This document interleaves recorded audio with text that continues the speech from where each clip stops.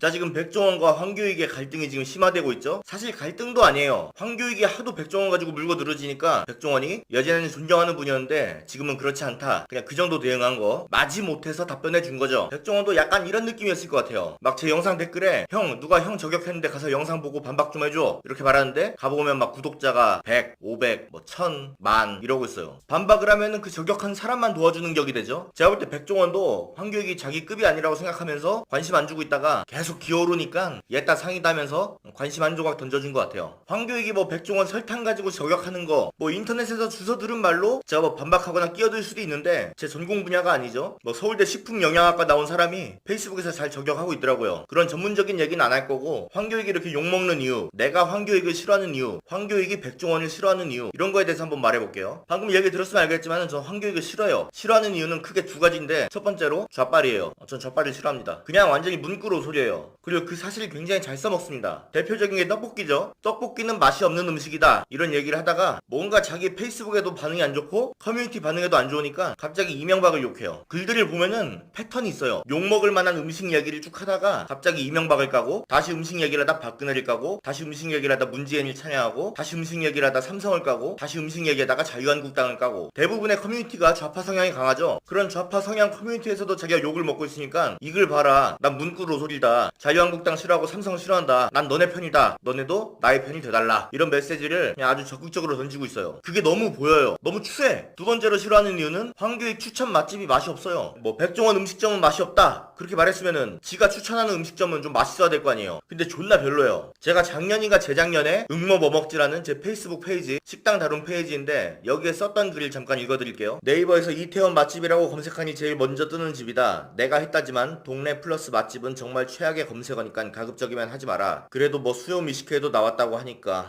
수요 미식회? 불안감이 더 크다. 다행히 뭐 황교익이 극찬하거나 그러진 않은 것 같네. 그러니까 저는 황교익이 극찬한 맛집이라고 하면은 기대감보다는 불안감이 더 큽니다. 미식가라고 하는데 이분 입맛을 도저히 신뢰하지 못하겠어요. 황교익이 추천했던 식당에 많이 가봤으니까 이런 말을 하겠죠? 저는 황교익 피해자입니다. 근데 뭐 추천한 식당 맛없는 걸로 치면은 백종원도 만만치 않죠. 그 3대 천왕에 나왔던 식당들 지금 생각해도 치가 떨려요. 저는 아주 예전부터 황교익을 까왔지만은 본격적으로 까기 시작한 거는 올해 초였어요. 그 떡볶이 논쟁 터졌을 때 하루에 글을 3개인가 4개 쓸 정도로 황교익을 까왔습니다. 그때 황교익이 했던 말이 뭐냐, 떡볶이는 맛없는 음식이래요. 나는 떡볶이가 맛이 없다가 아니라 떡볶이는 맛이 없는 음식이래. 그러니까 떡볶이를 먹는 사람들은 맛을 모르는 사람들이래요. 그러면서 왜 떡볶이가 맛이 없는 음식인지 계속 설명을 합니다. 근데 이 설명으로 안 되는 게 있죠. 그러면 떡볶이를 맛있게 먹는 사람들은 뭐냐, 누구는 맛있게 먹고 누구는 맛없게 먹으면은 누군가에게는 맛있는 음식일 수도 있지 않냐, 아주 지극히 당연한 반론이 들어왔는데 여기서 상상치도 못한 답변을 합니다. 떡볶이를 맛있다고 느끼는 거는 이명박한테 세뇌당해서 그렇대요. 이 부분에서 황교익 패친들도 약간 갸우뚱하게 돼요. 그러면서 하는 말 중에서 하나가 김대중 노무현 때는 북한에 쌀을 많이 보내가지고 국내에 남는 쌀이 별로 없었대요. 근데 이명박 때 대북 지원이 멈춰가지고 쌀이 남아 도니까 그 쌀을 어떻게 처분해야 되는데 밥으로 처리할 수 있는 한계가 있으니까 국민들을 세뇌시켜서 떡볶이를 좋아하게 만든 다음에 쌀떡볶이로 그 쌀을 소모시키려고 했다는 그런 내용이에요. 지금 듣고도 믿기지가 않죠? 근데 실제로 황교익이 한 말입니다. 그리고 이 사람이 주장하는 또 다른 얘기, 그 떡볶이의 원재료를 지적하면서 떡볶이에 들어가는 쌀은 수입산이라면서 까요. 아니 어떻게 국내 쌀 소비를 늘리려고 떡볶이를 강제로 맛있는 음식이라고 세뇌시켰다고 하면서 떡볶이 주재료가 수입산이라고 깔 수가 있는지 모르겠어요. 저는 지금도 떡볶이가 맛있다고 하면서 황교익 말에 반박한 사람은 이명박의 세뇌에서 덜 풀린 사람이래요. 자기가 이용당하고 있는지도 모른대. 그러면서 떡볶이와 치킨을 맛있는 음식이라고 하는 사람들은 돈이 없어가지고 진짜 맛있는 음식이 뭔지를 모르는 그런 사람들이래요. 자, 치킨 얘기가 나왔죠? 황교익은 예전에 블로그에서 치킨은 보수다라는 칼럼을 썼어요. 치킨은 보수다, 황교익은 보수를 싫어하죠. 내용 들어보면 이런 거예요. 한국 사람들이 치킨을 맛있어하는 이유는 자주 먹어서 그렇다. 돈이 없어서 돼지고기, 소고기를 못 먹고 닭고기를 주로 소비하다 보니까 치킨은 맛있는 음식이다 그렇게 세뇌를 해서 치킨을 맛있어하는 거래요. 근데 한국인의 육류 소비량을 보면은 돼지고기 24.4kg 먹을 때 닭고기 15.4kg 먹고 소고기 11.6kg 먹어요. 돼지고기 소비가 월등하게 많아요. 한국 사람들은 닭고기보다 돼지고기를 더 많이 접하는데 이런 논리라면은 치킨을 맛있다고 생각할 이유가 없죠. 맛있다고 생각해서 맛있어진 게 아니라 맛있으니까 맛있는 음식이라고 생각하는 거예요. 자, 또 이런 말도 해요. 한국산 닭은 세상에서 제일 맛이 없다. 맛이 깊어지기 전에 너무 어릴 때 잡아가지고 치킨 껍데기 벗겨놓고 그냥 닭 맛만 보면은 맛이 하나도 없대요. 그러면서 치킨 프랜차이즈 업체하고 그러는데 한국 닭이 세상에서 제일 맛이 없고 한국 치킨이 맛이 없는 음식이라면은 한국 와서 치킨 맛있게 먹고 갖고 가는 외국인은 대체 뭡니까? 그 사람들도 자기 나라에 치킨집 있을 거 아니에요. 당 맛이 그렇게 차이가 나면은 한국 와서 치킨 맛있게 먹을 수 있겠습니까? 그리고 제가 외국에 나가서 외국 치킨집에 가서 먹어도 한국 치킨집에 비해서 맛이 없으면 없었지 와 당 맛이 끝내주는데? 그런 집은 하나도 없었어요. 그렇게 프랜차이즈 까고 프랜차이즈가 요식업 망친다고 한 사람이 프랜차이즈 카페인 엔젤리너스 광고 찍고 그 떡볶이 맛없다면서 떡볶이집 광고 찍고 그러면서 이중성 아니냐고 하니까 그 떡볶이집의 결시가동을 도와서 광고를 찍은 거다. 좋은 일이다. 난 앞으로도 결시가동을 도울 수 있으면은 욕을 먹더라도 다른 광고도 찍겠다. 그러면서 착한 사람으로 코스프레도 하고 치킨은 보수다라는 칼럼에서 심지어 이런 말도 했어요. 치킨이 맛없다는 걸 깨닫게 되면 박탈감 때문에 사회 구조에 대한 문제의식을 갖게 되고 그걸 막기 위해 보수 정권이 맛있다고 세뇌시켰다. 사람들이 치킨 말고 더 맛있는 게 있다는 사실을 알게 되면은 와 나는 치킨만 먹었는데 누구는 스테이크 먹고 초밥 먹고 이런 음식도 있었다니 폭동을 일으키자 이럴 거라면서 이명박근혜 정권이 세뇌시켰대요. 치킨이 맛있는 음식이라고.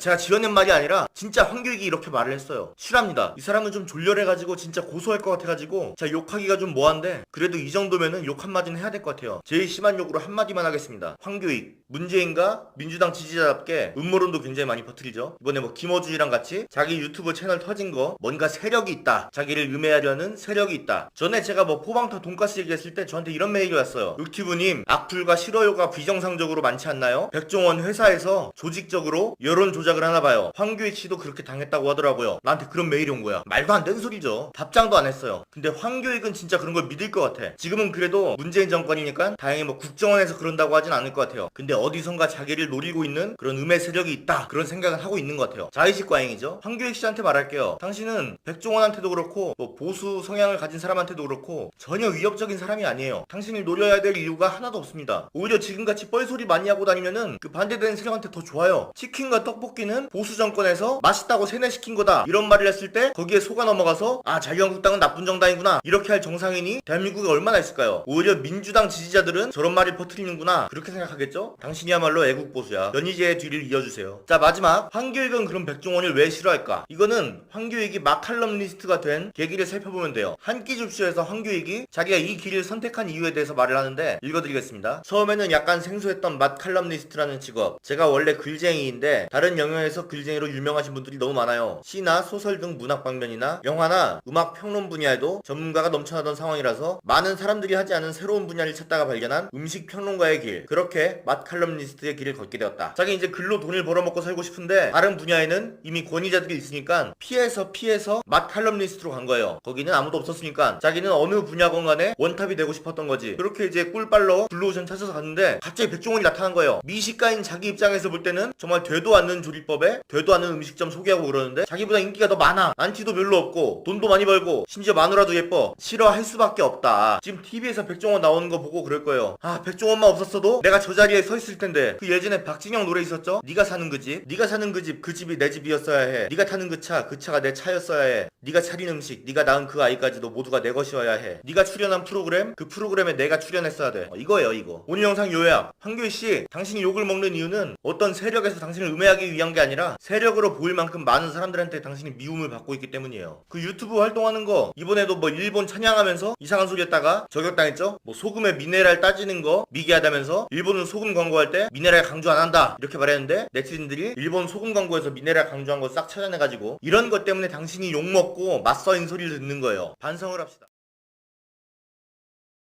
대단하다 싶네. 그렇지만 당신 자체는 인간이라면 느끼는 측은지심조차 없는 짐승보다 못한 생명체 같아 보인다. 한심하고 불쌍해서 참다 메시지 보내. 그 사람들이 너한테 잘못한 게 있는 게 아니라면 속으로 삭혀. SNS가 추목을 올리는 사람이 아니 꼽다면 한 명 한 명 너가 설득시켜 보던가. 괜한 사람 스트레스 받게 하지 말고. 이러고 나서 절 차단했어요. 답장도 못하게. 그래서 제가 쓴 글입니다. 사실 나는 오늘 전혀 슬픈 감정이 들지 않았다. 늘 그랬듯이 운동하고 게임하고 즐겁게 놀았다. 비가 와서 조금 짜증은 났던 것 같다. 이때는 운동을 좀 했네요. 세월호 사건이 터지고 잠깐 동안 안타깝다 생각했지만 유가족들이 교감을 몰아붙여 자살시킨 후에는 그런 감정조차 사라졌다. 세월호 이후 한 달 넘게 무도와 개콘이 결방하다가 검은 양복에 노란 리본 달고 애도 오프닝을 하고 나서야 시작할 수 있었던 걸 보고는 어처구니가 없었다. 그보다 더 황당한 건 오늘이 세월호 2주기이니 선정적인 복장이나 흥겨운 분위기에 방송을 하지 말란다. 아프리카TV의 공지사항이다. 찾아보니까 천안함 6주기에는 이런 공지가 없었어요. 사실 작년 기준 우리나라 하루에 755명이 죽었다. 니들이 웃고 떠든 어제 4월 15일도 700명 이상이 죽었다. 그 700명에는 세월호 학생보다 어린 아이도 포함되어 있다. 있다. 또한 작년 4월 15일에 죽으니 재작년 4월 15일에 죽으니 1주기 2주기 10주기 다 하고 나면 최근 10년 동안 4월 15일에만 7,000명이 죽었다. 그래서 너는 어제도 슬픔과 눈물 속에서 보냈나? 응이라고 한다면 내일도 그렇게 보내고 앞으로 인생 모두를 그렇게 보내라. 난 즐겁게 살 테니. 이러면 네 가족이 죽었어도 그럴 거냐라는 병신들이 있는데 아니 우리 가족이 죽었으면 존나 슬퍼할 건데? 근데 너네한테 슬퍼하란 말은 안 할 거야. 무도도 하든 말든. 팸에 보낸 미친년이 한 말인데 첫째로 나에게는 표현의 자유가 있기 때문에 같이 아파해줄 생각이 전혀 없음에도 가만히 있지 않을 것임. 둘째로 나는 상처를 주기 위해 올리는 게 아니라 족같으니까 병신짓 좀 그만하라는 차원에서 올리는 것임. 많은 사람들을 팔로우하게끔 게시물 올리는 게 대단하다는 건 인정한다. 난 정말 대단한 거 맞으니까. 게시물이 좀처럼 이해하기 어려운 건 네가 못 배운 년이라서. 사실 팸에 보낸 년에게 말투가 거친 이유가 이 부분 때문이다. 짐승보다 못한 생명체. 어떻게 이렇게 상처 주는 말을 할 수 있는지 모르겠다. 페이지 열심히 구독했으면 알겠지만 나는 고양이 학살범에게 분노하고 죽은 고양이들을 위해 눈물도 흘렸으며 정치 성향 때문에 혐오하는 박원순조차 고양이를 위한 정책을 펼치며 칭찬해주었다. 이런 게 측은지심 아닐까? 역으로 내가 팸에 보낸 년한테 잘못한 것도 없는데 왜 지는 속으로 안 삭히고 나한테 스트레스를 줬지? SNS에 추목을 올리는 사람 까는 게 아닐 것 같다면 한 명 한 명 지가 설득하면 되는 거 아닌가? 슬프다고 하는 애들도 진정성이 하나도 안 느껴져. 지 카톡 상매에 어떻게 하면 좀 더 간지나게 올릴 수 있을까 고민하다가 영어로 올리려고 찾는 애들이나 보이고 이건 또 뭐야 세월호 복귀 챌린지야? 이런 데서 뭐 슬픔이나 진정성이 느껴져? 어떤 시인이 세월호 사고 이후로 컵에 담긴 물도 두려워서 못 보겠대요. 진짜 씨발 오버도 정도껏 돼야지. 무슨 이젠 노란 리본에 정품 비품도 있나봐. 그냥 유행 따라 푸사 바꾸고 문구 쓰면서 생각 있는 척 다른 사람들 무시하는 그런 개같은 선민사상이 역겹다고. 계속되는 유가족들의 폐악질과 좌빨들의 선동질 때문에 전 세월호에 대해서 슬픔을 못 느끼게 됐어요. 세월호 터졌을 때 제가 올렸던 게시물들 그때만 해도 저는 안타까웠어요. 근데 그런 나를 니들 지금 나한테 세월호 비하했다고 까는 좌빨 새끼들이 안타까운 마음을 없앴다고. 그 후로도 세월호에 대해서 글을 올립니다. 국정원이 세월호를 침몰시켰다는 말도 안 되는 선동질에 대해서 반박하고 이런 글도 썼네요. 세월호는 추모하면서 천안함 추모 안 하는 애들 까주세요. 여기 내용은 뭐냐면은 아니 세월호는 애들 수학여행 가다 죽은 거고 천안함은 나라 지키다 죽은 건데 세월호를 추모하는 사람이라면은 천안함도 추모해야 되는 거 아니냐? 근데 저는 그렇게 생각하지 않아요. 추모하고 안 하고는 자기 마음입니다. 온전히. 세월호를 추모하면서 천안함을 추모 안 할 수도 있고 천안함을 추모하면서 세월호를 추모 안 할 수도 있죠. 둘 중에 어떤 게 더 슬픈 일인지는 각자 개인에 따라 달려있는 거예요. 세월호에 대해서 더 슬퍼한다고 해서 천안함을 비하하는 게 아니고 천안함을 더 슬퍼한다고 해서 세월호를 비하하는 게 아니에요. 이 얘기는 좀 이따 한번 더 할 겁니다. 세월호 음모론 까는 걸 또 올리고요. 계속 올립니다. 세월호 음모론 까는 걸. 무슨 말도 안 되는 인신공양설. 뭐 최태민을 위로하기 위한 재물이었다. 박정희를 위로하기 위한 재물이었다. 저한테 세월호 비하했다고 까는 좌빨 사이트들 그때 당시에 다 이런 걸 공유하고 있었어요. 누가 세월호를 비하한 거예요? 저는 그냥 과적에 의한 침몰로 죽은 해상교통사고 피해자다 이렇게 말을 하고 있고 저한테 세월호를 비하했다고 하는 사람들은 멀쩡한 해상교통사고 피해자들을 산재물이라고 말하고 있죠. 누가 봐도 산재물 쪽이 비하해요. 박근혜가 죽였다면서 살인 피해자로 만드는 것도 비하하고 그런 음모론을 퍼뜨린 쪽이 비하한 거죠. 그렇다고 내가 막 박근혜 정부를 옹호하기만 했냐? 아니죠. 뭐 유튜브 댓글 보면은 페이스북에서는 뭐 대놓고 박근혜 찬양하고 있다가 유튜브 넘어오니까 중독 코스프레 한다 뭐 이렇게 하는데 제가 2016년 당시에 페이스북에 썼던 글들을 한번 읽어볼게요. 내가 본 시위 중에 가장 역겹고 추하다. 아무런 명분도 없고 의의도 없고 이런 시위할 시간에 차라리 청산가리 공동구매를 하지. 박근혜 하야 반대한다면서 시위하는 박사모들이 깐 거예요. 뭐 커뮤니티 같은 데 가보면은 제가 박근혜 탄핵 시위를 반대했다면서 까는 글들이 많아요. 저는 그 시위 비한 거 맞아요. 그 시위는 지금도 민주노총이 주도한 빨갱이 시위라고 말할 수 있어요. 그 시위에 사람들이 많이 나가서 민주노총에 힘이 실리고 거기서 뭐 이석기 석방 시위도 하고 그러지 않았습니까? 하지만 그렇다고 해서 제가 탄핵을 반대한 건 아니라는 거. 다만 탄핵은 국회와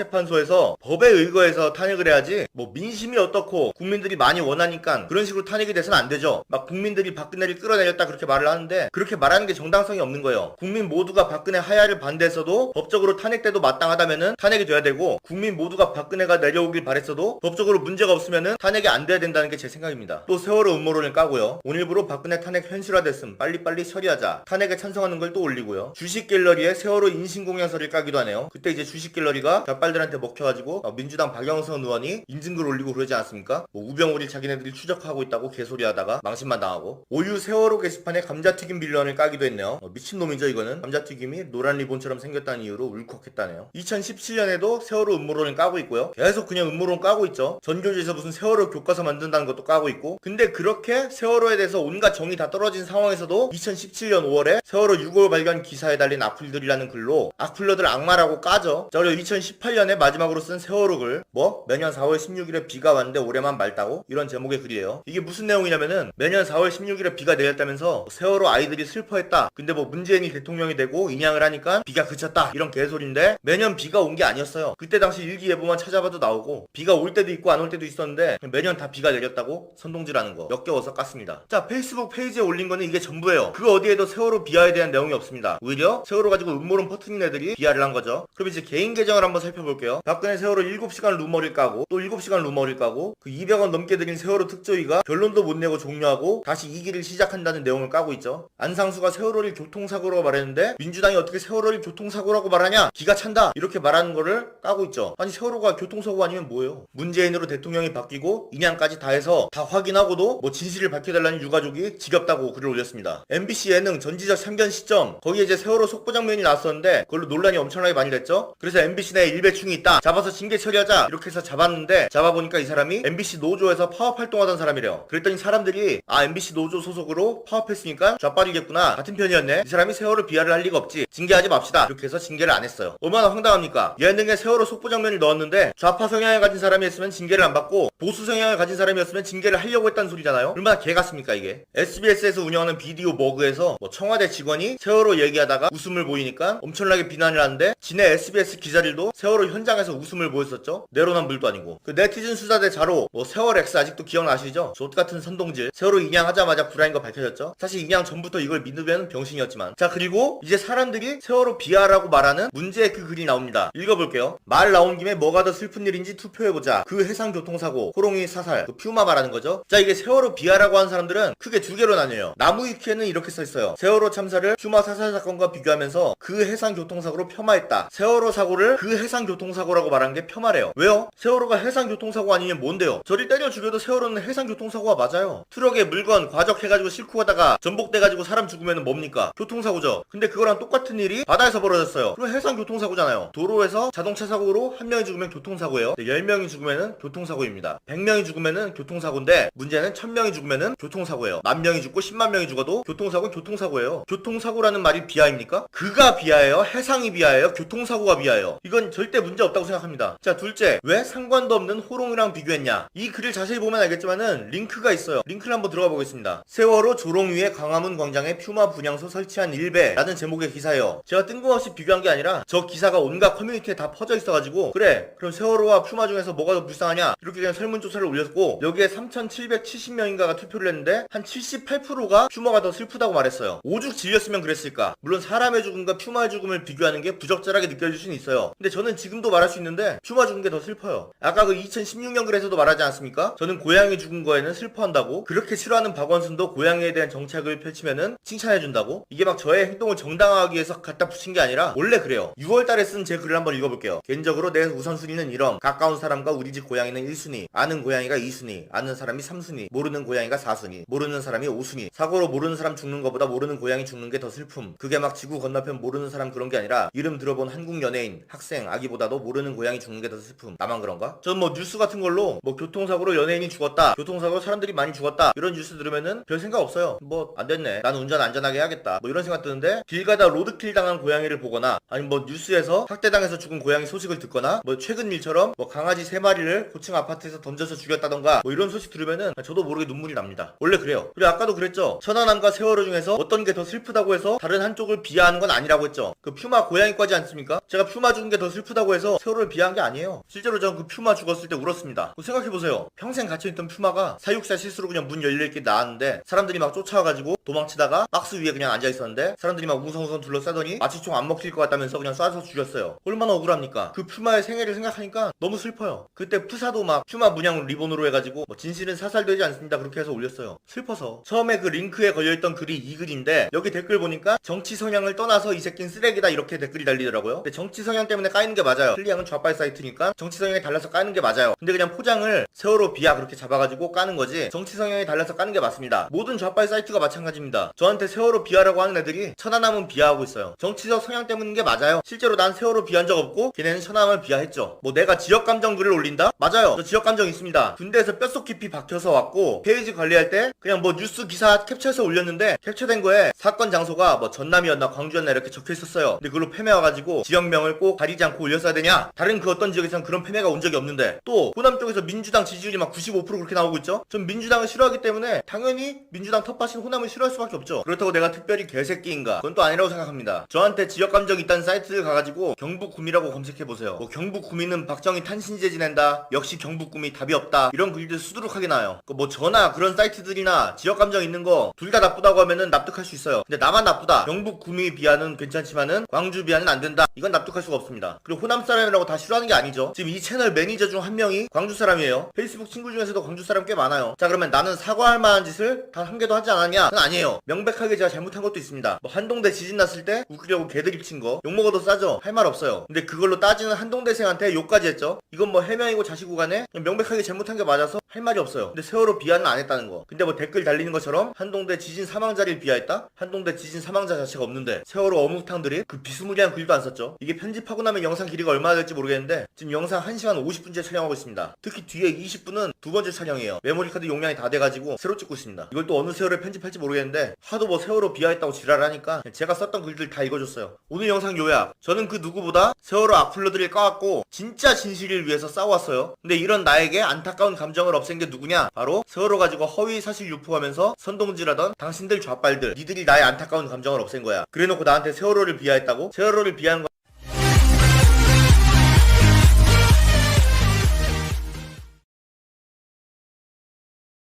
자, 반갑습니다. 오늘은 처음으로 제품 리뷰를 해보려고 해요. 원래 리뷰 컨텐츠를 유튜브 채널 만들 때부터 하려고 했었는데 이게 처음부터 고민이 좀 많았어요. 왜냐, 구린 제품을 소개하는 거는 괜찮아. 그냥 존나 까면 되니까. 구리다고, 족같다고. 여러분 이거 이래서 존나 구려요. 사지 마세요. 족같아. 그러면 와 이거 채널 존나 좋다, 존나 솔직하다, 구독해야겠다, 이렇게 댓글이 달리니까 좋은데 이게 제품 좋다고 이렇게 해버리면은 광고냐, 구독 취소한다, 얼마 받았냐, 아니 구독자 씨발 지금 10,000명 좀 넘었는데 광고가 들어오겠냐고, 그런 댓글 달릴까봐 안 하려다가 그냥 합니다. 그러니까 이걸 내가 어떻게 샀냐면은 에어프라이어를 먼저 샀어요. 에어프라이어를 샀는데 댓글에 누가 이거를 추천을 해줬어요. 댓글에 되게 좋다고, 자기가 샀는데 되게 좋대. 근데 영업을 되게 잘했어. 댓글에서 뭐 걔도 여기 직원은 아니고 샀는데 되게 좋대. 막 자기 인스타 가보래. 실제로 써본 사진도 있다고. 가서 보라는 거야. 가봤더니 오 훌륭해, 품질이.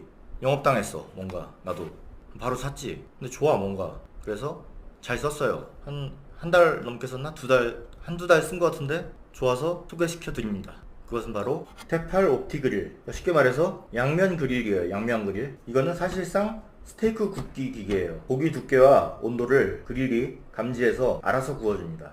그리고 소리를 3단계로 내서 레어, 미디움, 웰던 그렇게 소리 내서 먹고 싶은 단계별로 알아서 꺼내라고 알려주고. 참 쉽죠. 내가 할 일은 전원 켜고 스테이크 모드로 예열하고, 예열 소리 끝나면 열고 고기 넣고 닫은 뒤 내가 원하는 굽기 소리 내서 열고 먹으면 끝입니다. 뭔가 백문이 불여일견이라고 설명충짓 하지 말고 그냥 직접 봅시다.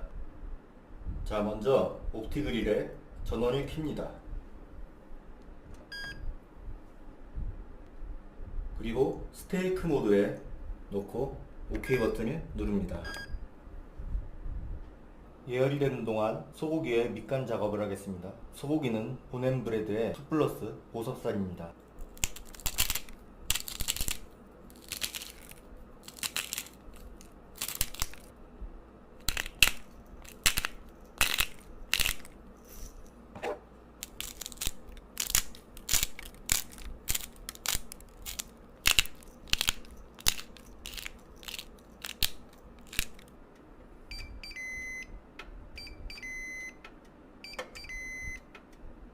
예열이 끝났습니다.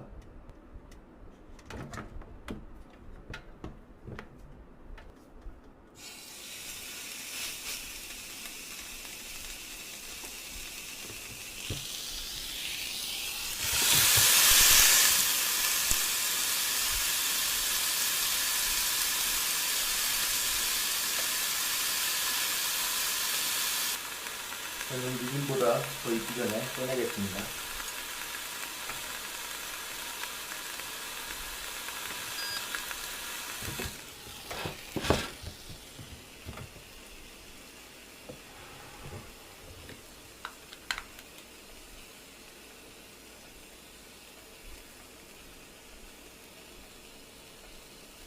개인적으로 소고기 스테이크는 삼광 999 와사비와 같이 잘 먹습니다. 개인마다 음식에 대한 눈높이가 달라서 뭐라고 말할 순 없지만 훌륭해 보이는 비주얼 아닌가요? 저는 개인적으로 집에서 먹는 스테이크 치고 굉장히 만족하고 있습니다. 사실 겸손하게 말해서 집에서 먹는 스테이크 치고라고 말했지만은 아웃백이나 빕스 같은 데서 먹는 스테이크랑은 비교도 안 되게 맛있습니다. 실제 조리를 통해서 알아봤습니다. 장점을 말해보자면 스테이크 굽기가 아주 편해요. 프라이팬으로 소고기 스테이크를 굽기가 원래 굉장히 어려운데 정말 식당에서 먹는 것처럼, 아니 식당에서 먹는 것보다 더 퀄리티가 좋게 나옵니다. 제가 생각하는 단점은 닦기가 귀찮다는 거. 사실 프라이팬으로 조리해도 닦아되긴 하지만은 어쨌든 간에 귀찮아요. 뭐 많이 묻지 않을 때는 키친타올로 쓱 닦고 말고, 정 많이 묻을 때는 그냥 물로 닦습니다. 많이 귀찮을 때는 엄마를 부릅니다. 또 생각나는 단점은 제가 편식을 해서 그런지 모르겠는데 소고기 스테이크 말고는 딱히 뭘 해먹을 만한 게 생각이 나지 않아요. 원래 생선구이를 해먹지 않아서 그런지 모르겠는데 소고기 스테이크 말고는 뭘 해먹을지 모르겠어요. 그래서 저처럼 매일 소고기 스테이크를 먹지 않았던 사람 같은 경우에 효율이 좀 떨어질 수 있어요. 가격 자체가 10만원이 넘기 때문에 스테이크를 자주 먹지 않는 사람 같은 경우에 그냥 스테이크집 가서 먹는 게 더 쌀 수도 있습니다. 자, 어떻게 첫 번째 제품 리뷰가 끝났는데 제가 가지고 있는 제품 중 궁금한 게 있거나 아니면 평소에 궁금했던 제품이 있다면 댓글에 달아주세요. 다음에 한번 리뷰해 보도록 하겠습니다. 자, 지금부터 제가 유튜브 최초로 우크라이나식 라면을 만들어 볼 거예요. 러시아식 라면 그런 거 많이 들어봤는데 우크라이나식 라면은 좀 생소하죠. 이게 방송에 나왔던 건데 정말 우크라이나에서 이렇게 라면을 먹는지, 아니면 이 사람이 굉장히 특이하게 먹는 건데 우크라이나 사람이라서 그렇게 불리는지는 잘 모르겠습니다. 어쨌든 간에 이 조리법은 우크라이나식 라면이라고 알려져 있어요. 라면을 끓여서 물을 버린 뒤 그 다음에 이제 스프를 몽땅 다 집어넣고 참치 한 캔을 다 집어넣은 뒤 치즈 한 장, 계란 후라이 2개, 그리고 마지막으로 마요네즈를 듬뿍 얹으면 완성입니다. 말은 여기까지 하고 직접 한번 만들어 볼게요.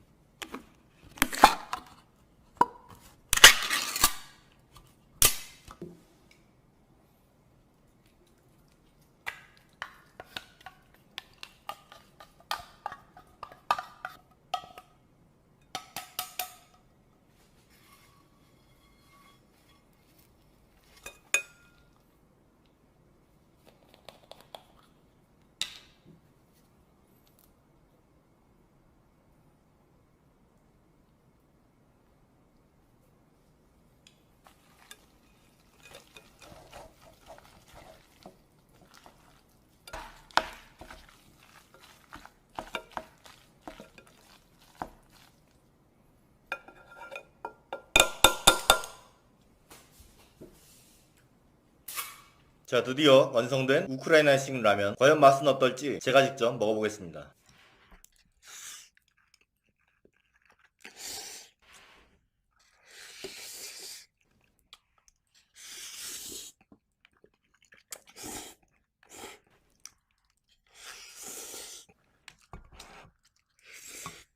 보기엔 좀 누렁이같이 보이는데 의외로 맛있습니다. 재료도 많이 들어가서 좀 든든하고, 아 씨발 치즈 넣는 거 까먹었네. 뭐 큰 차이는 없겠죠 뭐. 국물 하나도 없이 스프를 다 넣었는데 마요네즈 때문에 맵지도 않아요. 먹을만 합니다. 아니 먹을만한 게 아니라 맛있어요. 다음에 또 먹을 용의가 있느냐, 치즈 넣어서 한 번 더 먹어볼 것 같아요. 자, 지금 제가 손에 들고 있는 거는 뷰티 유튜버 베리나가 쓴 나는 못생겼습니다, 아니 나는 예쁘지 않습니다 라는 제목의 책이에요. 오늘은 이 책에 대해서 한번 알아보려고 합니다. 참고로 저는 아직 이 책을 읽지 않았어요. 여러분과 한번 같이 읽어보려고 합니다. 자, 제목 나는 예쁘지 않습니다. 팩트죠. 베리나 지음, 이것도 팩트고. 근데 이 밑에 있는 그림이 전 납득이 안 돼요. 이게 우리가 알고 있는 베리나의 뒷모습입니까? 뭐 의도는 뭔지 알겠어요. 스스로 차고 있던 코르셋을 벗어난다는 그런 의미겠죠? 근데 이게 과연 베리나의 뒤태인가? 미화시킨 것도 아니고 그냥 다른 사람을 그려놨죠? 거기에 더 충격적인 거, 베리나가 등 뒤에 손이 닿을 것 같습니까? 굳이 왜 자기 자신의 모습 그대로 안 보이고 다른 사람으로 보일 만큼 미화시켜놨을까? 그건 아직도 베리나가 코르셋에서 벗어나지 못했기 때문에 그래요. 자기 자신을 예쁘게 보이고 싶은 거지. 자, 예전에 오세라비와 베리나의 토론이 있었죠? 그때 베리나가 이런 말을 했어요. 자기도 TV에 나오는 연예인처럼 예뻐지고 싶어가지고 노력을 했다. 근데 노력을 해도 예뻐지지가 않더라. 그래서 탈코르셋을 하게 됐다. 별거 아닌 것 같지만은 전 이게 탈코르셋을 가장 잘 표현한 말이라고 생각해요. 자, 어떤 사람이 공부를 굉장히 잘해가지고 서울대에 입학했어요. 근데 이 사람이 갑자기 난 이런 줄 세우기식의 교육 정책이 마음에 들지 않는다. 서울대 입학을 거부하겠다. 이러면서 서울대를 자퇴한 거예요. 뭔가 멋있지 않습니까? 이 사람의 말에 대해서 한번 더 귀 기울여 볼 것 같고 그래요. 근데 반대로 대학 가겠다고 칠수를 한 사람이 있었는데 칠수를 해도 인서울을 못한 거예요. 그러더니 갑자기 난 현재 교육 정책이 잘못됐다고 생각한다. 난 대학 입학을 거부하겠다. 이렇게 말하면은 뭐지 이 사람? 저 포도는 실 거야 뭐 그런 건가? 이런 생각이 들겠죠? 자기가 못하니까 괜히 심술 부리는 그런 모양새로 보일 거예요. 근데 저는 이런 거야말로 탈코르셋 같아요. 꾸며도 못생기고 안 꾸며도 못생길 거면은 나 원래 예뻐지는 거 싫어하는데 난 예뻐지기를 거부한 건데 내가 왜 예뻐야 돼? 정신승리예요. 페미니즘이 이래서 좋습니다. 보통 사람은 취직이 안 됐을 때 내가 노력이 부족했나 보다, 스펙이 좀 부족했나 보네 이렇게 생각하는데 페미니스트들은 내가 여자라서 떨어졌다, 사회가 잘못됐다. 자기 잘못은 없어요. 마음이 얼마나 편해집니까? 종교가 따로 없어요. 하지만 마음은 편해질지 몰라도 현실은 전혀 달라지지 않는다는 거. 이것도 종교랑 비슷하네요. 아래 문구 화장을 지우고 페미니스트가 되다. 자기가 탈코르셋을 하기 전부터 페미니스트라고 했었는데 화장을 지우고 페미니스트가 됐다는 말은 좀 뭔가 이상하죠? 못생겨야 페미니스트가 될 수 있다는 그런 말을 하고 싶었던 게 아닐까요? 뒤에 뭐 추천사 같은 건 크게 볼 거 없는데 밑에 짜끄맣게 이런 게 있어요. QR코드에 나는 예쁘지 않습니다 유튜브 영상 바로 보기, 이런 위험한 QR코드를 어떻게 이렇게 잘 보이는 뒷면에다 박아놓을 수 있는지. 청소년들이 무방비한 상태에서 이걸 봤다가는 늘 함께 하겠습니다. 2018년 10월 베리나. 굳이 뭐 그러실 필요까지는 없어요. 프롤로그를 한번 읽어볼게요. 동영상이 히트치니까 출판사로부터 책을 내고 싶다는 제안이 들어왔고 자기는 페미니즘에 대한 깊은 지식이 없어가지고 공부를 하면서 책을 썼대요. 뭐 여초 카페 인기글 보면서 검색해가며 그냥 짜집기 한 거죠. 와, 이거 완전 날먹 아닙니까? 놀라운 거는 다음 페이지도 이렇고 다다음 페이지도 이렇고 다다다음 페이지도 이래요. 69페이지까지 이렇습니다. 하필 69, 6.9 한남충들을 비하하기 위한 의도는 아닌가. 첫 장부터 굉장히 충격적이에요. 자기가 들었던 얘기를 써놨는데 너는 꾸미면 예쁠 것 같아 라는 말을 들었대요. 저도 어디 가서 독서회 같은 걸로 접은 적이 없는데 지금 이 말을 한 사람한테는 두 손 두 발 다 들었습니다. 너는 꾸미면 예쁠 것 같아. 어떻게 이런 말을 할 수가 있지? 차라리 절망을 주는 게 쓸데없는 희망을 주는 것보다 나아요. 이런 말을 한 사람이 실제로 있었을지도 약간 의문이네. 환청 같은 걸 들은 게 아닐까요? 69페이지까지 내용은 이런 거예요. 주변 사람들의 조언을 듣고 화장을 했대요. 화장을 했더니 자기가 정말 좀 예뻐진 것 같고 주변에서도 안 좋은 얘기도 하지만은 예뻐 보인다는 사람들이 생겼대요. 하지만 그럼에도 불구하고 자기는 행복해지지 않았고 TV 속에 나오는 예쁜 여자 연예인들도 외모로 고민하는 걸 보면서 외모에 욕심을 부려서는 끝이 없겠구나, 행복할 수가 없겠구나 그런 생각이 들어서 화장을 지우고 탈코르셋을 하기로 했대요. 그랬더니 마음이 굉장히 편해지더라. 화장을 지운 내 모습도 이젠 사랑할 수 있을 것 같다 그런 내용이에요. 알겠습니다. 내 이름은 배은정, 유튜브 닉네임 베리나로 더 많이 알려져 있다. 아, 베리나가 실명이 아니었어요. 키는 163cm이고 몸무게는 96kg이다. 앞이랑 뒤랑 뭐 단위를 서로 거꾸로 쓴 건 아니겠죠? 메이크업 영상을 올리면서 뷰티 유튜버로 활동하면서 와 진짜 예뻐요, 매력적으로 생겼는데 화장도 잘하네, 화장이 찰떡같이 받으시네요, 영상을 올릴 때마다 예쁘다는 말을 듣는 게 제일 좋았다, 얼굴도 모르는 사람들에게 예쁘다는 말을 들으니 너무 기분이 좋았다, 나도 꾸미면 예뻐지는구나, 화장이 더 잘 받겠지 싶어 미친듯이 다이어트를 했다.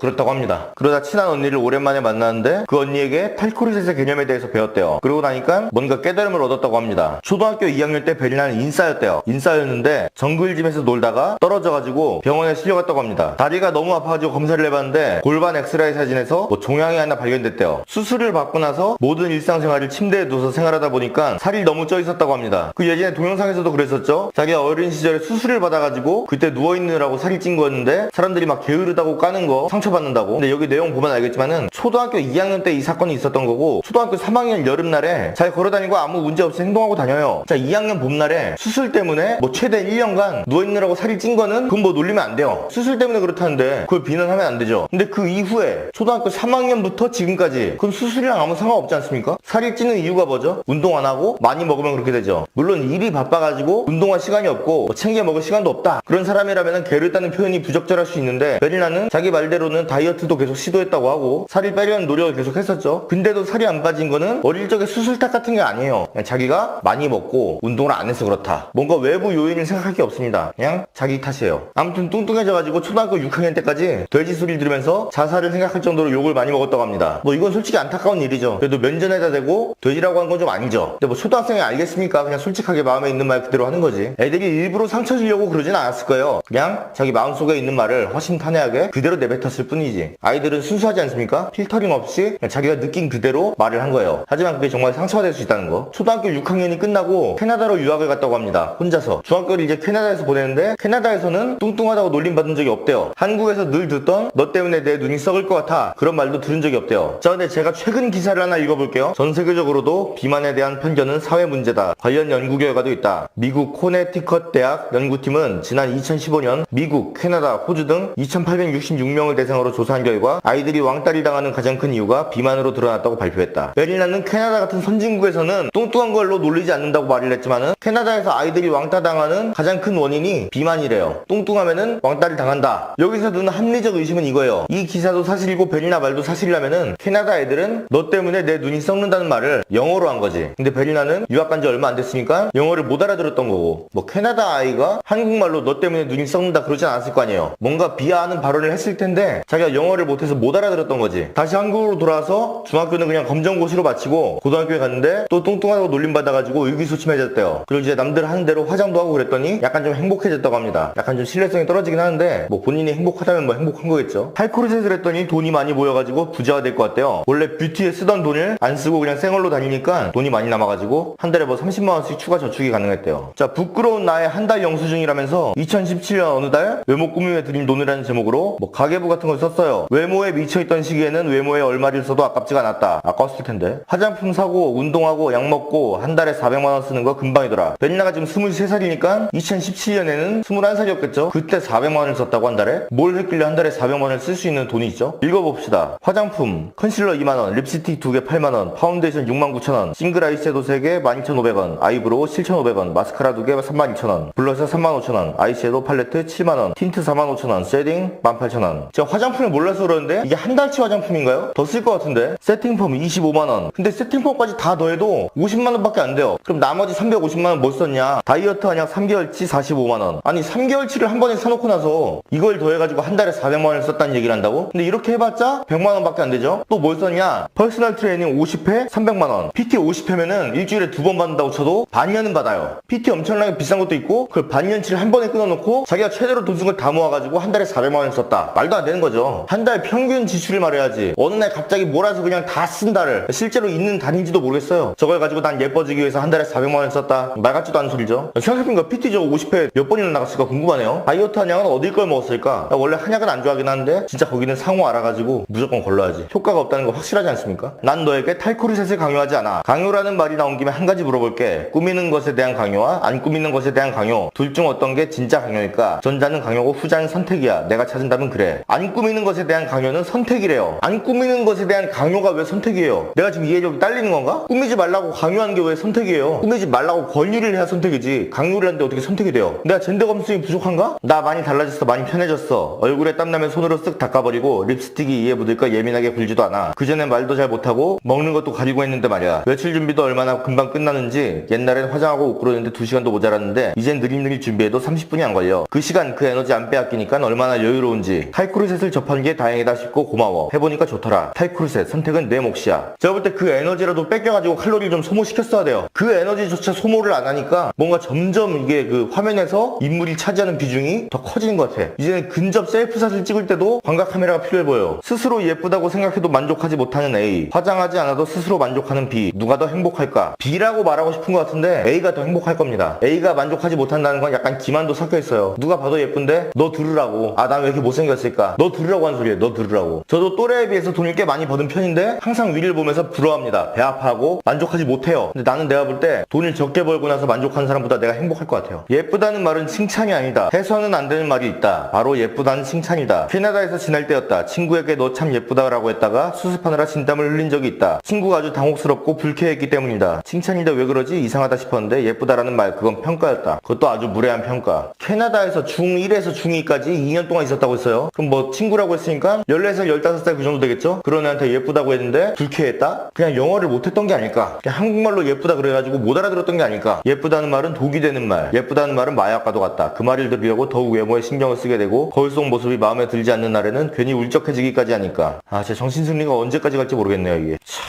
이 죽일 놈의 외모 지상주의. 되게 솔직한 제목이네요. 그러니까 베리나가 배우가 되려고 오디션을 봤는데 뭐 담당자가 연기는 괜찮은데 좀 얼굴이 그렇다 뭐 그런 식으로 대답을 했대요. 그랬더니 이제 베리나가 하는 말이, 그래 나 이렇게 장점 많은 사람이야. 내 외모를 돌려간 그 오디션 담당자, 그는 아주 좋은 연기자, 훗날의 동료를 영원히 놓쳐버린 아주 딱한 사람이다. 내가 볼 때 이 담당자는 딱하지도 않고 그때의 선택에 대해서 평생 후회할 일 없을 것 같아요. 여성들에게 예뻐지려고 노력하지 않으면 루저가 되고 말 거라고 몰아간 수많은 미디어와 그들을 쥐락펴락하는 광고주들에게 경고한다. 꺼져.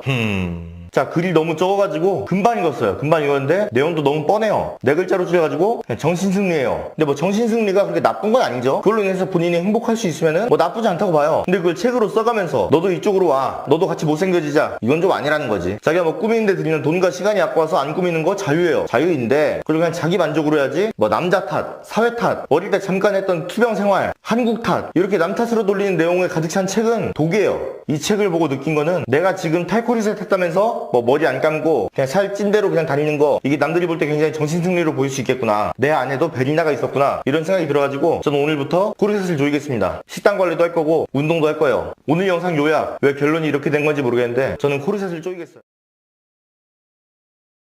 자, 지금 굉장히 늦은 밤이죠. 영상 제목 앞에 붙은 긴급 영상이라는 말을 보면 알겠지만은 저에 대해서 굉장히 터무니없는 얘기가 퍼지고 있어가지고 야밤에 갑자기 영상을 찍어서 올리게 되었어요. 이번에 올렸던 강서구 PC방 사건 범인 얼굴 공개에 대한 영상 댓글을 보다가 이런 댓글을 발견했어요. 형, 유튜버 에스더 흑여재가 올린 유튜브 조작 사례에 형 나와있어. 형도 한번 봐보고 의견 말해줬으면 좋겠어. 형이 우파라서 유튜브가 형 유튜브 조회수, 좋아요 조작한다는 내용인 것 같은데 제대로 보진 않았음. 이 댓글을 보고 깜짝 놀라서 에스더 흑여재라는 채널에 들어가 봤어요. 그랬더니 가장 최근 영상이 이거예요. 유튜브의 조회수 조작 증거 사례 1탄 윽튜브 사례. 썸네일에 제 채널 캡처 박아놓고 조회수 조작 증거 공개라고 글씨까지 써놨네요. 먼저 알아둬야 될 게, 이 사람은 저를 공격하는 게 아니에요. 이 사람은 지금 가해자를 구글, 유튜브 뭐 이렇게 보는 거고 저를 피해자라고 말하는 거예요. 보수 성향을 가진 유튜버들을 조회수를 낮게 조작하라고 그 사례 중 하나로 뭐 제 채널에 조회수가 원래보다 낮게 보인다고 뭐 그런 내용을 하는 거예요. 자, 그러면서 증거를 공개했어요. 제 채널에 올라온 영상을 실시간으로 눈팅하면서 조회수가 45인데 좋아요가 49다. 어떻게 조회수보다 좋아요가 더 많을 수 있냐. 최소한 보는 사람이 좋아요를 누른 사람만 쳐도 49명인데 어떻게 보는 사람은 45명밖에 안 되냐. 그런 거죠. 유튜브 조회수 낮게 나오라고 조작한 거다. 내가 발견했다. 조작 증거다. 막 대단한 발견이라도 한 것처럼. 여기 댓글 보니까 되게 무서워요. 뭐 문재인 욕하는 댓글에 우파 채널만 골라 조작한다고, 좌파들은 조작의 달인, 대한민국은 조작공화국, 사기꾼 세상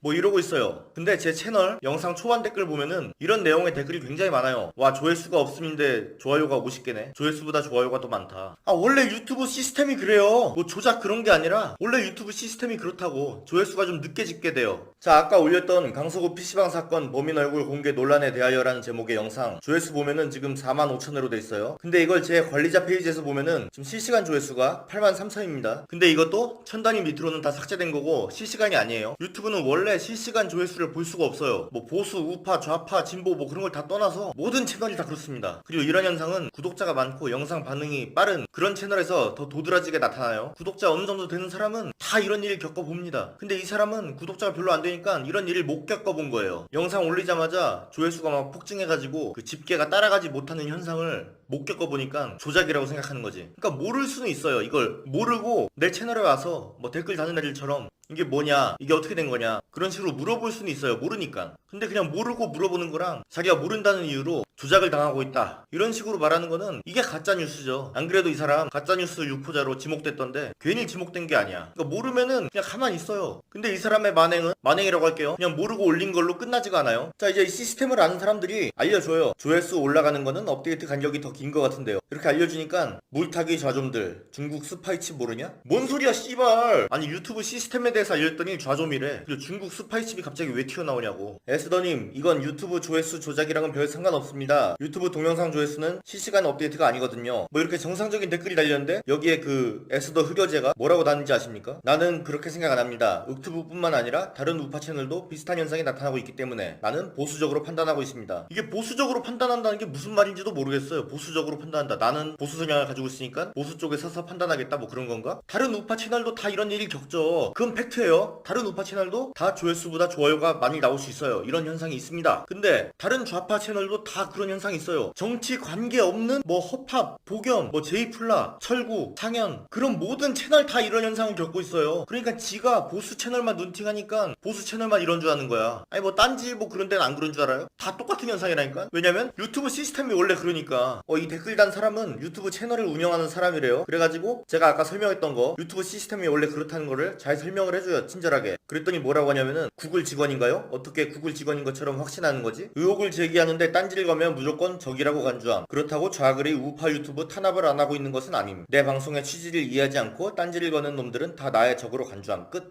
자기는 그냥 의혹을 제기했을 뿐이래요. 근데 제목은 유튜브의 조회수 조작 증거 공개. 이게 의혹 제기입니까? 그냥 결정 다 지어놓고 말하는 거지. 그리고 자기 의견에 딴지를 걸면 다 적이라고 했죠. 제가 가서 댓글 달았어요. 가짜뉴스입니다. 원래 유튜브는 조회수 반영이 느립니다. 유튜브 시스템을 모르시나 보네요. 모든 유튜버가 다 이럽니다. 이렇게 달았더니 유튜브 시스템은 면일도 모르는 걸로 아는데요. 구글 직원도 아닌데 단정 짓는 건 좀 아닌 것 같네요. 하여튼 유튜브 조회수 조작 시리즈는 계속 방송할 겁니다. 믿거나 말거나 유튜브 응원합니다. 그러니까 이 사람은 계속 이 시리즈를 할 거라는 거예요. 당연히 똑같은 현상이 있겠죠. 아까도 말했지만은 뭐 우파 성향, 보수 성향 가진 채널들 실시간으로 동영상 올라오고 확인해 보면은 다 이런 현상이 있을 거예요. 근데 일정 규모 이상 채널은 모두 다 이런 현상이 있다는 거. 뭐 그러거나 말거나 저를 응원한다고 하죠. 그러니까 이 사람은 같은 뭐 정치 성향을 가지고 있으니까 같은 편이다 뭐 그렇게 생각하나 본데 저는 그렇게 생각 안 해요. 뭐 네 편 내 편 나누는 거 좀 이상하긴 한데 저는 이런 가짜뉴스 유포하는 사람들 같은 편이라는 생각 안 합니다. 그리고 무슨 구글을 좌글 그렇게 말하는데 이번에 뭐 민주당에서 가짜뉴스 삭제해달라고 구글에 요청한 거 구글에서 그냥 하나도 받아들이지 않았죠. 뭐 이런 구글을 가지고 뭐 좌글이라고 부르는 것도 이해가 안 되고 그러니까 뭐 저를 뭐 응원한다고 하고 저를 가해자가 아니라 피해자라고 말했죠. 그런 식으로 저를 위해서 올린 영상이라고 쳐도 저는 저런 가짜뉴스에서 언급되는 것 자체가 불쾌해요. 난 피해자가 아닌데 왜 나를 피해자로 만드나. 내가 그런 피해를 봤으면은 내가 당신보다 컴퓨터를 훨씬 잘하는데 내가 알아서 먼저 올렸죠. 보수건 진보건 간에 난 저런 가짜뉴스 만드는 사람이란 건 엮이고 싶지가 않아요. 이 영상 보면은 제 영상 지워주시고 그런 말 같지도 않은 시리즈 멈춰주세요. 경고합니다. 자, 지난 1일 KBS 방송 신년기획 한반도의 미래를 묻다 라는 방송에서 한 시민 패널이 국방부 장관한테 질문했어요. 김정은이 서울 답방을 하려면 연평도 포격 사건과 천안함 폭침 사건에 대해서 사과를 해야 될 것이다. 이런 여론이 있는데 국방부 장관은 어떤 생각을 가지고 있습니까? 이렇게 질문을 했더니 국방부 장관이 이렇게 대답했죠. 앞으로 미래를 보면서 우리가 실질적으로 비핵화를 달성하고 또 항구적인 평화 정착을 시키는 게 중요하다. 앞으로 비핵화가 잘 될 수 있도록 한다는 차원에서 일부 우리가 이해를 하면서 미래를 위해 나가야 될 부분이 있다. 이 발언으로 좀 난리가 났어요. 이 말은 뭐냐? 과거에 북한이 잘못한 건 맞지만은 그건 그거고 우리가 미래를 위해서 북한이 사과를 안 하는 거에 이해를 해줘야 된다. 그러니까 국방부 장관의 말은 김정은 심기 거스를 수 있으니까 연평도와 천안함으로 사과 요구를 하지 않겠다. 우리가 좀 이해해주자. 비핵화하려면 김정은 심기 건드리면 안 되는 거 아니냐? 이런 말을 하고 있는 거죠. 그래서 오늘 국방부가 해명을 했어요. 근데 이게 해명인지 모르겠어요. 국방부와 국방부 장관의 입장은 연평도와 천안함이 명백한 북한의 도발인 게 맞다. 이런 얘기를 하고 있는데 누가 뭘 했습니까? 사과했습니까? 그거에 대해서 말하는 게 아니잖아요. 사과를 하지 않더라도 우리가 이해해줘야 된다는 말을 하니까 거기에 지금 열이 받는 건데 딴 얘기를 하고 있어. 물론 저는 이 정경두 국방부 장관이 연평도 천안함 사건에 대해서 분노를 하지 않고 있거나 정말 북한에게 사과를 받지 않아도 괜찮다 그런 생각을 하고 있다고 생각하진 않아요. 그런 생각을 가진 사람이었으면은 포스타까지 올라갈 수가 없었겠죠. 근데 국방부 장관이 문재인 대통령의 눈치를 보고 있다는 건 확실해요. 뭐 문재인이 임명권자니까 그건 어쩔 수 없는 건데 그래도 국방부 장관이 하기에는 좀 부적절한 말이었다고 생각이 돼요. 결국에 저는 이 발언의 문제는 문재인한테 있다고 생각해요. 대통령이 북한에 대해서 저런 입장을 보이고 있으니까 국방부 장관이 저런 말을 하게 된 거죠. 국방부 장관 입에서 저런 말이 나오게 만든 문재인의 잘못이다. 문재인의 북한에 대한 태도는 어떻습니까? 언제까지 과거에 붙들려 있을 거냐? 미래를 위해서는 과거사를 어느 정도 덮어줄 수도 있지 않냐? 그런데 과거사 하면은 떠오르는 나라가 있죠. 바로 일본이에요. 일본에 대한 문재인의 태도는 어떻죠? 예전에 박근혜 정부 시절에 일본과 뭐 군사협정 맺으려고 하니까 문재인이 이런 말을 했어요. 과거 문제 청산 못한 일본과는 군사협정하면 안 된다고. 북한에 대해서는 미래를 위해서 과거를 좀 덮어두자고 하고 일본에 대해서는 과거사 해결 없이는 미래를 같이 할 수 없다. 극심한 이중성이죠. 그리고 일본이랑 비교하는 게 좀 이상해요. 일본은 지금까지 사과를 몇 번을 했는데 이렇게 말하면은 아니 일본이 언제 사과를 했냐? 일본은 우리에게 사과를 한 적이 없다. 이런 사람들도 있을 텐데 검색을 해보세요. 그냥 구글에 일본 사과 이렇게만 쳐도 일본이 여태까지 우리나라에 했던 사과 발언들이 쭉 나와요. 뭐 강제징용, 위안부 이런 거에 대해서 다 사과를 했어요. 그것도 일본에 책임 있는 사람들이 뭐 국무총리, 내각 관방장관, 천황 50년대부터 지금까지 한 5, 60차례에 걸쳐서 사과를 했어요. 내가 원래 사과가 몇 개 안 되면 그냥 다 읽어주려고 했는데 60개 가까이 되니까 이것만 읽어도 한 10분 넘어가겠더라고. 그리고 천황이라는 호칭에 뭔가 굉장히 불편함을 느끼실 분들이 있어서 말씀드리면은 우리나라 정부에서 부르는 공식 호칭이 천황이에요. 일왕이라는 말이 사실 잘못된 건데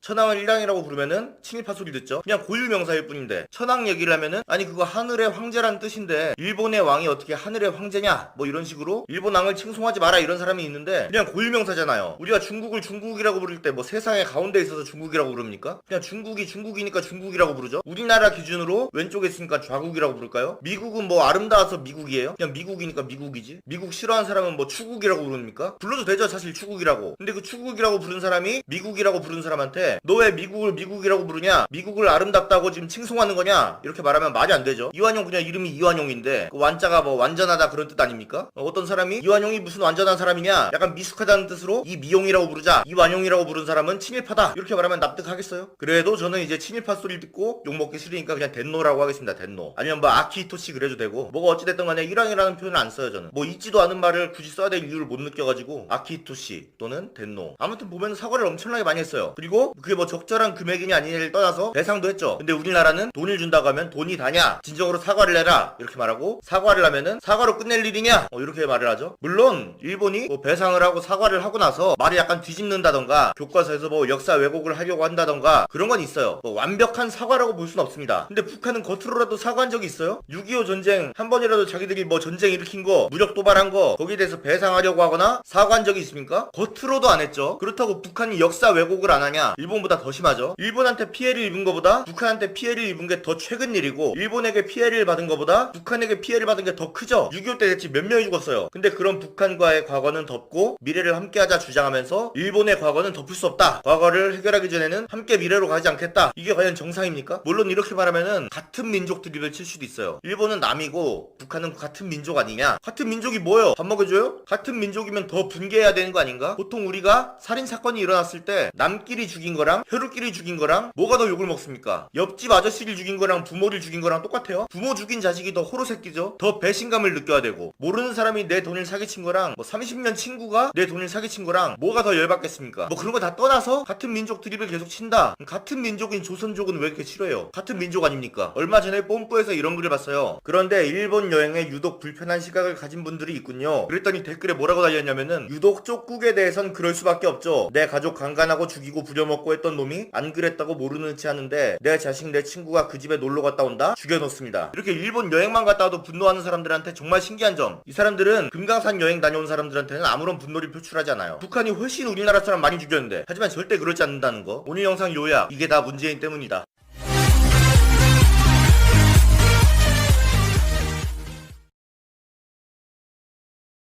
자, 지금 윽튜브 순한맛 채널을 보고 계신 분들 다들 되게 오랜만이죠? 한 일주일 정도 윽튜브 채널에 영상이 올라오지 않았어요. 많은 얘기들이 있는데 본인이 직접 오피셜로 왜 일주일간 영상을 올리지 않았는지 말씀드릴게요. 제가 전에 올렸던 숙명여대 대자보 사건, 간략하게 말하면은 숙명여대에서 탈불화 운동을 하는데 거기에 대한 아이디어를 내달라는 대자보가 있었어요. 거기에 남의 눈치를 보지 않고 탈불화 운동을 하는 방법으로 한국 남자를 죽인다, 한국 남자의 눈을 찌른다, 한국 남자의 사타구니를 걷어찬다, 뭐 이런 의견들이 적혔고, 그걸 본 남자 중학생들이 반발하는 댓글을 거기다 적었어요. 그랬더니 숙명여대 측에서 우리의 신성한 페미니즘 대자보를 훼손시켰다면서 학교 측에다 사과를 요청했고, 그 사실을 제가 이제 굉장히 강도 높은 언어로 비난을 했죠. 그 영상이 유튜브에 의해서 삭제당했습니다. 폭력적이라고요. 그렇게 해서 2주간 업로드 정지를 먹어가지고 제가 굉장히 무기력해졌어요. 금전적인 문제는 거의 없습니다. 왜냐면 새로 영상을 올리지 않더라도 이전 영상에 대한 조회가 계속 이루어지기 때문에 아무것도 안 해도 하루에 한 100만원, 150만원 그 정도는 계속 벌려요. 물론 제가 영상을 올릴 때는 하루에 뭐 300, 350 그 정도 벌렸는데, 뭐 하루에 100만원, 150만원이면은 사는데 딱히 문제는 없다는 거. 근데 그런 돈 문제가 아니라 제가 말을 할 수 있는 그 발언권이 막혔다는 게 너무 답답하더라고요. 그래가지고 그냥 하루 종일 누워있고 병원도 다니고 그렇게 살았어요. 안 그래도 지금 이사 준비 때문에 바빠 죽겠는데 갑자기 이런 문제가 터져가지고 좀 많이 우울해졌어요. 그래도 그 와중에 뭐 옥튜브 페이스북 페이지라던가 댓글 같은 데서 영상 기다리고 있는 사람들을 보면은 내가 이쪽에서는 이렇게 욕을 많이 먹지만은 그래도 나를 필요하는 사람들이 굉장히 많구나, 뭐 그런 생각이 들면서 약간 좀 위안이 되더라고요. 정말 그런 댓글들이 큰 힘이 됐어요. 아무튼 그래가지고 만든 페이지가 윽튜브 수나마 페이지예요. 보시면 알겠지만은 푸사나 커버가 이탈이 아니라 각시탈로 돼 있죠. 약간 좀 순한 여성스러운 그런 느낌으로 각시탈로 정했어요. 근데 왜 굳이 그렇게 해놓고 이탈을 쓰고 영상을 찍고 있느냐? 세타를 아직 구하지 못했냐? 아니요, 구했습니다. 그것도 아주 고퀄리티로 구했어요. 구해서 영상도 사실 이걸로 찍었어요. 지금이 두 번째 녹화입니다. 근데 왜 세타를 안 쓰고 이탈을 쓰고 다시 찍고 있냐? 푸사는 되게 갸름하게 이렇게 잘 그려놨는데 실제로 써보니까 살이 너무 쪄가지고 얼굴이 불어가지고 이렇게 동그랗게 나오더라고요.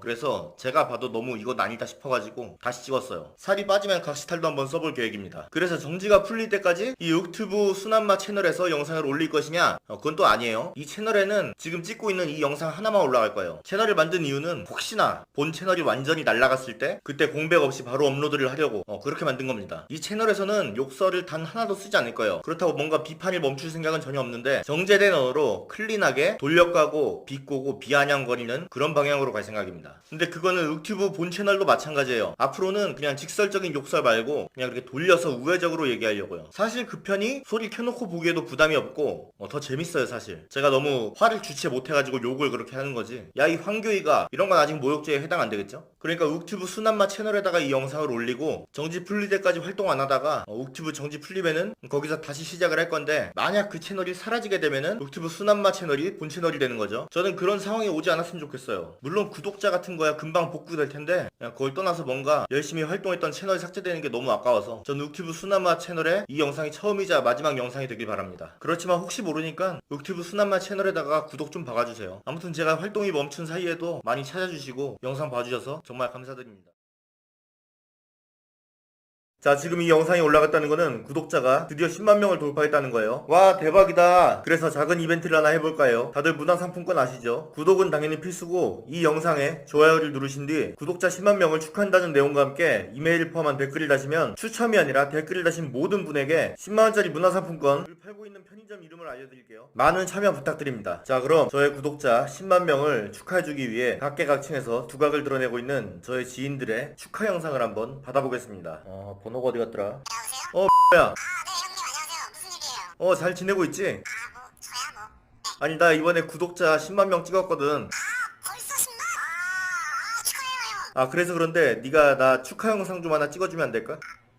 축하 영상이요? 제가요? 너 뭐 전화를 너 말고 누가 듣는 사람 있나?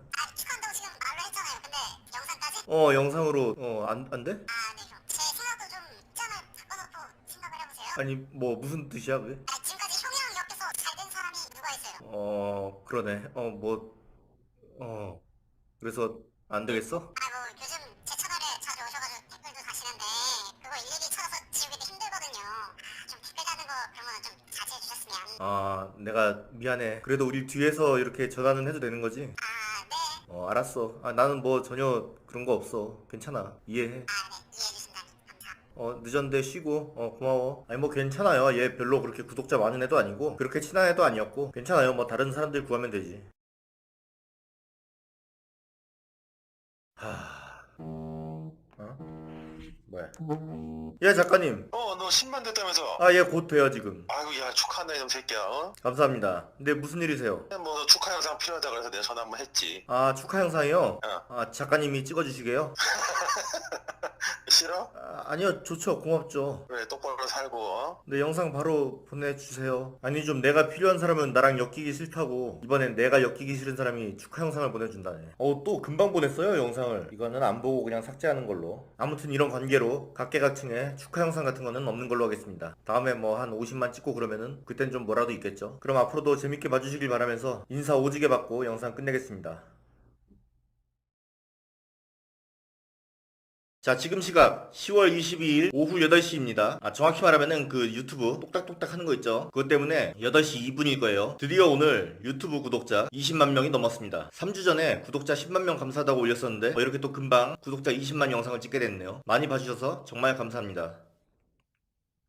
자, 20만 기념으로 무슨 얘기를 할까 하다가 아무래도 사람들이 가장 좋아하는 얘기 있죠. 바로 돈 얘기. 과연 구독자 20만이 된 이 시점에 한 달 수입은 어떻게 될까? 유튜브 채널뿐만 아니라 저는 페이스북 페이지도 가지고 있죠. 지금 팔로워가 한 82만 정도 되는데 여기서 나오는 수익은 과연 어떨까? 지금 이제 최초로 공개해 보려고 해요. 자, 일단 수익에 대해서 얘기하기 전에 미리 알아둬야 될 게 있어요. 구독자 20만 유튜버의 한 달 수익이라고 했지만은 한 달 전에는 제가 한 8만 명이었죠. 그보다 더 적었을 수도 있고 한 달 사이에 구독자가 2배 이상 늘었기 때문에 구독자 20만 유튜버의 한 달 수익이라고 하기에는 약간 좀 애매하다는 거. 근데 뭐 다른 말로 설명할 게 없어가지고 구독자 20만 유튜버의 한 달 수익이라고 했습니다. 자, 그리고 그럼 구독자 20만 유튜버는 다 이렇게 버냐? 그건 또 아니죠. 구독자가 100만 넘어도 저보다 못 벌 수도 있고 구독자가 10만 명이 넘어도 저보다 많이 벌 수도 있습니다. 돈 버는 거는 구독자 수와 상관없이 영상 조회수에 따라 버는 거니까요. 그러니까 다른 20만 유튜버한테 욱튜브가 얼마 벌던데 님도 얼마 벌어요? 라고 한다던가 100만 유튜버한테 가서 20만 유튜버가 이 정도 벌던데 님은 5배 버나요? 뭐 이런 식으로 말하면 안 돼요. 자, 그러면 제 30일 동안의 유튜브 수익을 불러드리겠습니다. 제 한 달간의 유튜브 수익은 23,512달러입니다. 한국 돈으로는 2,657만원이 되겠네요. 여기에는 여러분들이 영상 시작할 때 보는 광고, 영상 중간에 들어가는 광고, 그리고 이제 유튜브 프리미엄 사용자들은 광고를 안 보죠. 근데 그분들은 광고를 안 봐도 제 영상을 보면 저한테 돈이 들어와요. 그리고 가끔 이제 슈퍼챗 쏴주시는 분들, 뭐 그 돈을 합친 게 이 금액입니다. 많다면 많을 수도 있고 적다면 적을 수도 있고 다른 20만 분들은 다 얼마 정도 버는지 제가 알 수가 없으니까 뭐라고 말하긴 힘드네요. 자, 그러면 82만 페이지에서 나오는 수익은 어떻게 될까? 유튜브를 본격적으로 시작한 저번 달 수익이 아직 정산이 안 돼서 유튜브 시작하기 전에 수입을 가져왔어요. 이것도 미리 알아둬야 될 게 지금은 그냥 단순하게 유튜브 수익, 그 전에 하던 페북 수익 이렇게 더해서 말씀드릴 건데 유튜브를 지금 열심히 하다 보니까 페이스북 수익이 떨어졌죠. 아무래도 원래 페이스북만 하다가 유튜브로 넘어왔는데 수익 변화가 없으면 그게 더 이상하겠죠. 자, 그러면 원래 수익은 어땠냐? 한 3개월치를 보여드릴게요. 44,712달러, 49,503달러, 42,712달러. 그래서 페이지 수익이 최대로 잘 나왔을 때와 유튜브 수익을 더하면 73,015달러가 되는데 이 금액은 한국 돈으로 8,240만 5,801원이에요. 자, 전에는 제가 수익 공개 컨텐츠를 하는 유튜버들을 맹렬하게 깠죠. 사람들이 이거 궁금해하는 걸 이용해서 최대한 뜸들이고 늦게 말한다고 시작부터 저는 수익을 공개하고 갔었죠. 근데 이번엔 왜 이렇게 늦게 말했냐? 전혀 늦게 말하지 않았습니다. 오히려 전에보다 더 빨리 말했어요. 언제 말했냐? 썸네일을 보시면 알겠지만 여기에 적힌 금액이 방금 말한 금액이에요. 8,240만 5,801원. 사실 여기서 수익은 끝이 아니고 유튜브는 지금 따로 광고를 받지 않는데 페이스북 같은 경우에는 가끔 광고를 받기도 하죠. 그 수익은 좀 들쭉날쭉해서 일단 제거했습니다. 그리고 요즘에는 광고를 또 잘 안 받아요. 귀찮아서 원래 하던 데만 받고 여기서 앞으로 더 수익은 줄어들 거예요. 아무래도 지금 페이스북 페이지 글 올리는 빈도가 한 3분의 1로 줄어들었고 다음 달부터 확 줄어들 거예요. 유튜브는 더 오를지 어떨지 모르겠고 여기서 뭐 더 늘어나진 않을 거니까 너무 그렇게 막 저 새끼 돈 존나 많이 번다 더 벌겠지? 그러지 말고 너그러운 마음으로 봐주세요. 아무튼 20만 기념 영상은 여기서 끝났고 다음에 또 30만 때 조만간이겠죠? 그때 또 뵙겠습니다. 감사합니다.